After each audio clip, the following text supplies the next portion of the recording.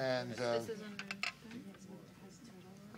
now, maybe the best way to do this is for people to move around, and unless you have this other one in your mind,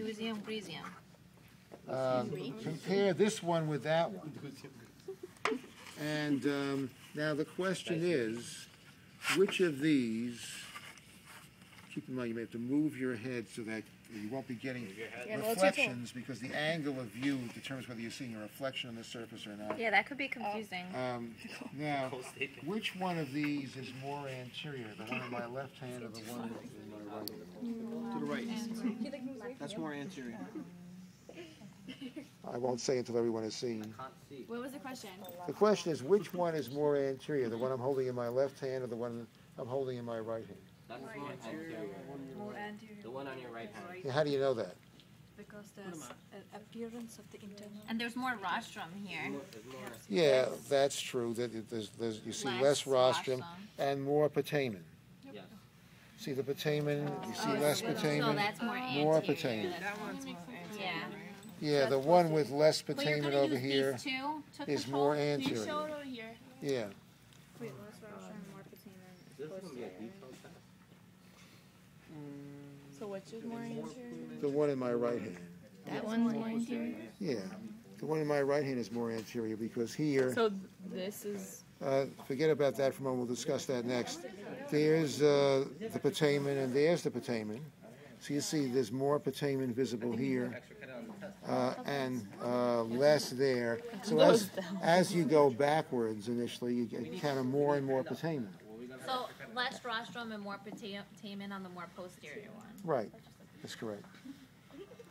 Now most of the rest of it looks the same.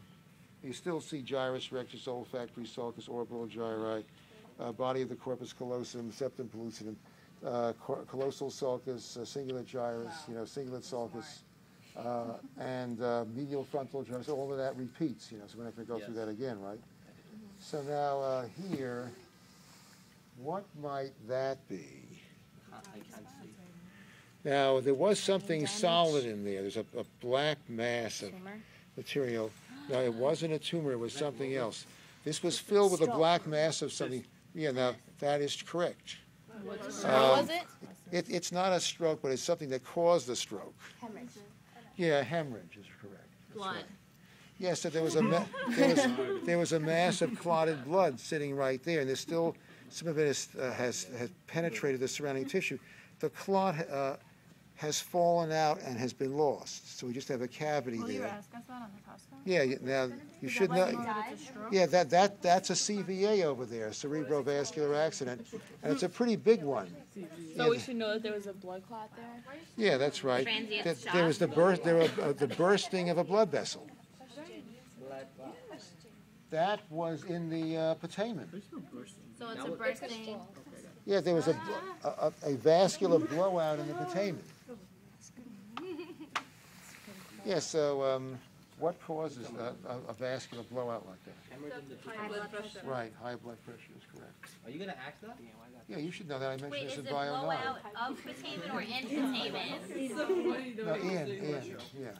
So as the blood pressure goes up, you get closer to the bursting strength of the plumbing, And little blood vessels will blow out before big ones, and the brain is peppered with lots of little blood vessels. It's not likely that would have been fatal. Really? Right. That looks pretty fatalist to me. No, because the area has to do with automatism. It does with disruption. It isn't as, now where would you have a CVA that could be fatal right away?